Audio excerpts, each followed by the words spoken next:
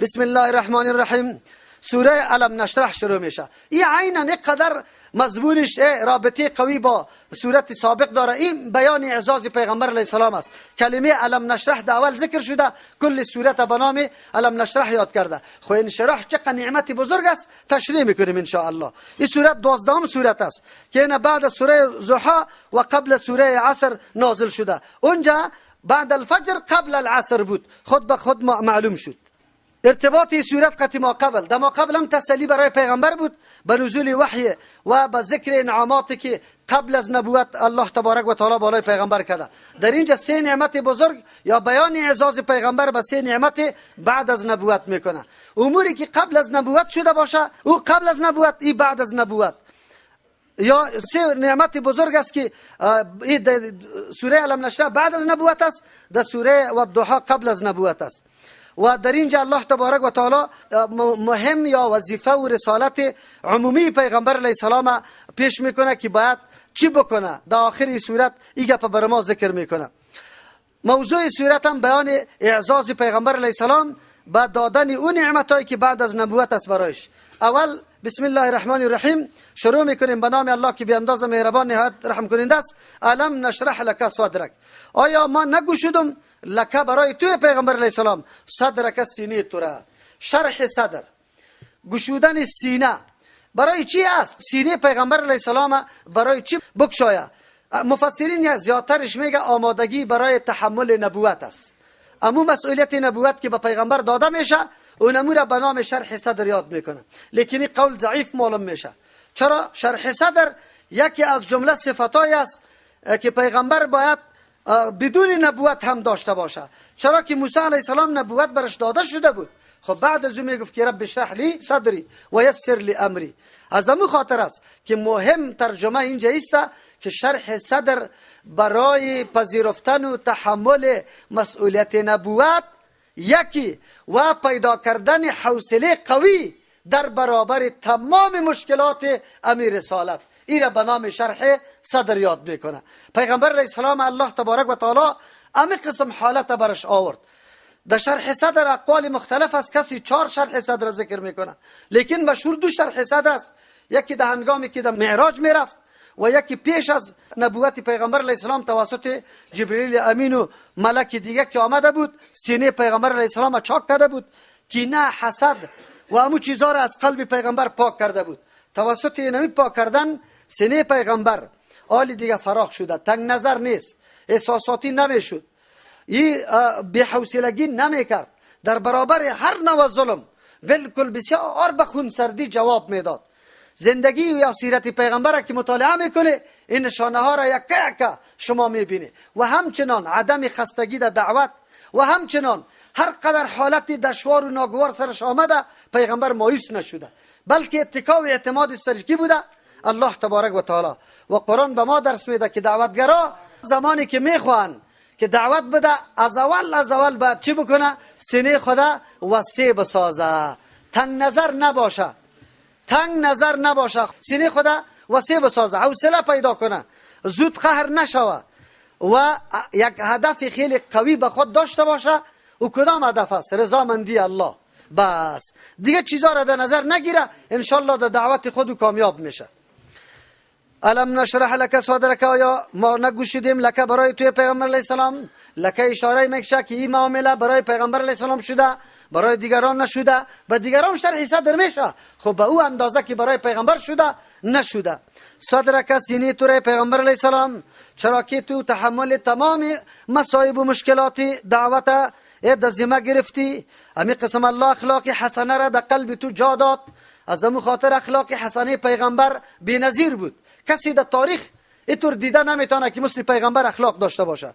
و وضعنا عنک وزرک، مفروغ گذاشتم از تو وزرک، باری تو را. وزر اصل صدایی که یک چیزی گرنگ سر چیز میمانی مثل سری چوب قرص جغس میکنه، او را وزر میگه. اینجا مراد همونطور بوجی که در سری پیغمبر مانده شوه و صدای پیغمبر برایه، یعنی خیلی فشار بوده بده.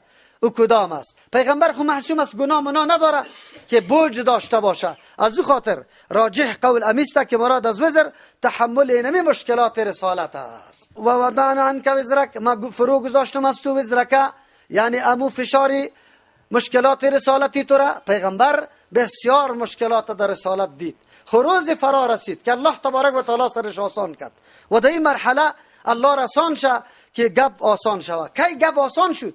زمانی که امرها زیاد شد، زمینه یا دامنه گسترش دعوت دین خیلی وسیع گشت. در هر جای صحابه بودن که می رفتن و امی دعوت ها را داده رایی بود. بعد از رحلتش به کلگی معلوم است که دیگه اما سرش آسان شد. اما در حیاتش هم الله تبارک و تعالی بار سنگین خیلی سبک کرده بود. در اول روزی که هیچ کس نباشه و تو تنها دعوت میدی، بوج خیلی زیاد میباشه. باز وقتی که رفیقا پیدا کردی، آلی گپی مردم در تو نمیرسه، هر کس در هر جای، آلی هر جای که شاگرد متوکل است بیچاره در زیر فشار است، خلاص در متوکلش نمیرسه. فهمیده؟ هیچ برای من نمیرسه که چی گپ گفته شده. شما میدانی کاریتان. پیغمبر علیه السلام میگه که ما بار رسالت، همون مشکلات رسالت از تو فرو گذاشتیم. و بعضی مفسرین میگه که بوجی وحی بود، گرنگی وحی که سر پیغمبر می آمد بسیار فشار می آورد. حتی در روزهای زمستان که خیلی سرد بود، عرق از پیشانی پیغمبر روان می شد و همچنان ناقش که او قدر تناومند بود قرار می نشست در جای خود.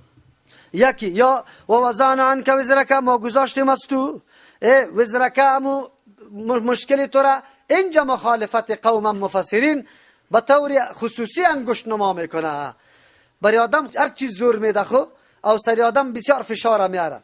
خو فشاری که مخالفت درونی باشه که در خانه باشه، این بسیار خیلی زیاد است. که یا مادر یا پدر یا برادر یا همشیره یا خاله یا عمه یا کاکا یا ماما مخالفت باشه، این بسیار سخت زور داره او بسیار آدم از زیر میاره. الله تبارک و تعالی به پیغمبر میگه او را من فرو گذاشتم، چرا از اقربای ازی بسیار مردم ایمان آورد. الذی مبارک انقض ظهرک، که خم کرده بود ظهرک کمری تو را، یعنی قریب که میده کنه، اما طور حالت تو رسیده بودی خو الله او را فرو گذاشت. این احسان دیگه. و رفعنا لک ذکرک، آوازه تا بلند کردم لک برای تو ذکرک، ذکر تو را یعنی آوازه تو را، در هر جای آوازه تو خیلی بلند و بالا شد. در سر منبر هم اشهد ان محمد رسول الله گفته میشه، آوازه تو بلند است پیغمبر علیه السلام. در جمعه، در عید، اموتور در تقریرها و خطبه ها نام تو بلند کرده میشه. در کتابای سابقه تورات و انجیل صفات تو ذکر شده، یا آوازه و شهرت برای تو داده پیغمبر علیه السلام. دیگه اخذ میثاق الله تبارک و تعالی از انبیاء علیهم السلام کرده بود. هر پیغمبر میثاق گرفته بود که پیغمبر آمد، شما اگر حیات بوده تابعداری از او را و نصرت از او را میکنه، او را عزت میکنه، مثل که در حدیث هم بر ما میآید که الله میثاق گرفته. یکی دیگه الله تبارک و تعالی دیگه او صافی بزرگه، فرشته ها تو را ذکر میکنه، ان الله و ملائکته یصلون، و هم درود میگه بالای تو. دیگه شهرت تو در قرآن کریم شده که متصل اطیع الله چی است و اطیع الرسول. اگر یک آدم سالا اطیع الله بکنه، اطیع الرسول نکنه، هیچ نوع نجات پیدا نمیکنه، مؤمن شمرده نمیشه. این بود همون جایی که الله تبارک و تعالی پیغمبر از ذکرش مشهور کرده، یا تو را متصف به اخلاق حسنه کردیم. از اینجا بعضی مردم دلیل میگه که وای ما میلاد چرا جشن نگیریم؟ قرآن میگه و رفعنا لک ذکرک، ما آوازه تا بلند کردیم. ما آوازه پیغمبر چی میکنیم؟ بلند میکنیم. ما میگیم بلند کردن آوازه و نموسته که پیغمبر برای ما هدایت داده، نقشه داده، در آذان، در اقامت، در درود گفتن، در تشهد قاعده، هر جایی که شریعت برای ما تعیین کرده اون قسم ما شهرت میدیم. این کاری که تو میکنی ایره پیغمبر نکرده، نه تشویق کرده و نه انجام داده، و ایره به نام بدعت یاد کرده خودی پیغمبر. چرا که هر کسی که جدید پیدا کنه او بدعت است. فإن مع العسر يسرا، یقینا همراه هر سختی آسانی است. ان مع العسر، یقینا همراه هر سختی یسرا آسانی است. در مقابل دو عسر یک سختی دو آسانی. بعضی علما نوشته میکنه در اصول قاعده را مانده که یک اسم اگر معرفه دو مرتبه ذکر شود، ثانی عین اول است، یعنی همون چیزی که اول بود دوم است. از همون خاطر یسرا نکره است، ثانی عین اول نیست، آسانی دو شد و سختی یکی. لیکن این قوله علما مفسرین محققین ضعیف دانسته، اگرچه یک حدیث هم در این مورد از حسن بصری رحمت الله علیه نقل میکنه لیکن او ضعیف است.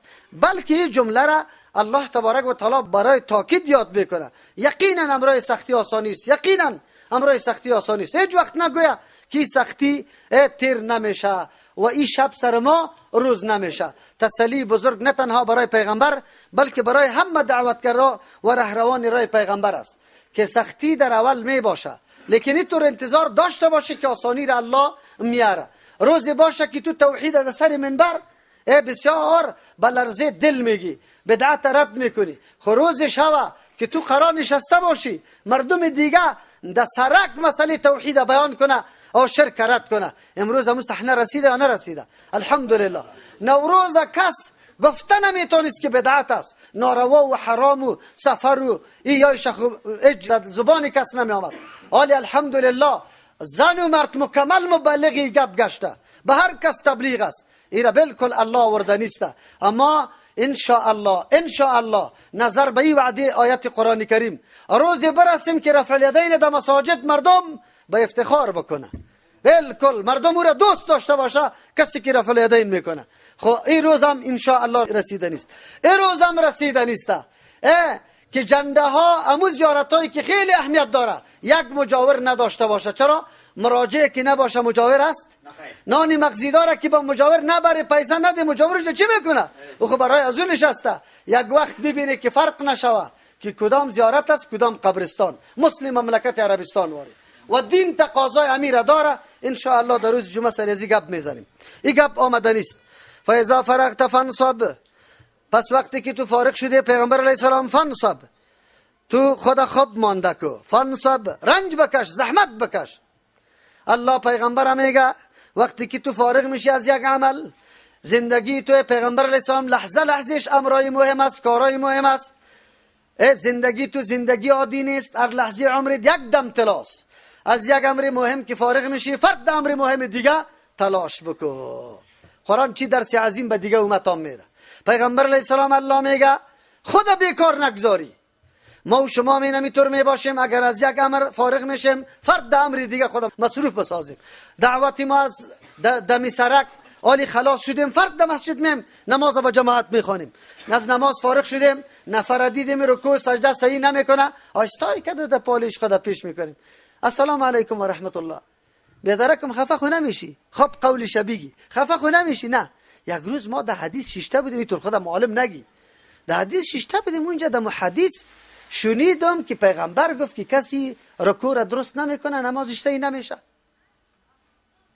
تو را که دیدم بسیار رکوعت زود میکنی، چطور میشه که اگر رکوع را چقدر وقت وضویت برآمده امیر نماز که خوب بکنی؟ ما تو را دیدم که امیر پیشانی زدی و پس بالا کردی.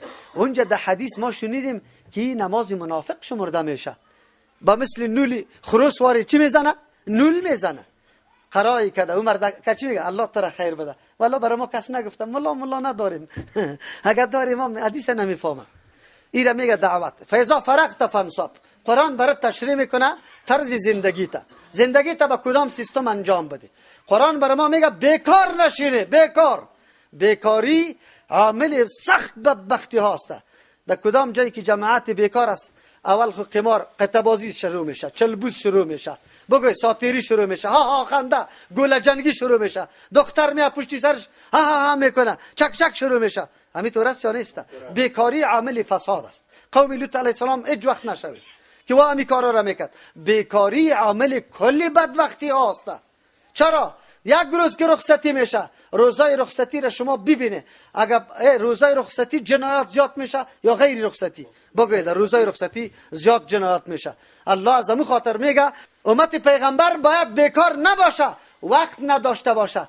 میگه غیبت در زنا زیاد است. چرا در زنا زیاد است؟ زنا بیکار است، قرار نشسته دویش یک جای میشه، کاربار نداره. چرا؟ او کار داشته باشه، یک دقیقه بیکار نشه وقتی کسی دیگه عالی نقل بکنه. غیبت از کجا شود؟ غیبت باز میشه؟ نمیشه. گپ اینجا است که بیکاری عامل بسیار جنایات و گناه است. خدا بیکار نگذاریم. کار بهترین چیز است. کدام کار؟ اینجا خب پیغمبر است. فاذا فرغت فانصب، وقتی که تو فارغ میشی از یک کاری مهم فانصب، عالی رنج بکش زحمت بکش در کاری مهم دیگه. ای پیغمبر چرا حالات و لحظات عمر تو خیلی طلایی است؟ از ما و شما طلایی نیست؟ همین لحظات ماست که نعمتای جنت سرش میخریم. میا بخیر دو العصر و الی ربک فرغب، بسوی پروردگارت حالی تو کارهای مهم انجام میدی. اینقدر کلی کارا را کی انجام داده میتونه؟ دشمنا خیلی زیاد است، مخالفین از هر طرف پروپاگاند و تبلیغ داره. فقط خدا به الله بسپار. و الی ربک، خاص بسوی پروردگارت فرغب، دل بسته کو، یعنی اعتماد بکو. بس یقینا دوستا کی میا یکی از یک طرف میا مولوی صاحب در مقابل تو اینی طور گپ در اونجا زدش، دیگه میگه فلانی قضیه مناظره داره، دیگه همینطور. من میگم نه، به الله سپردیم، هر چی که میکنه کلی کارهای خدا به الله میسپاریم، الله پیش میبره.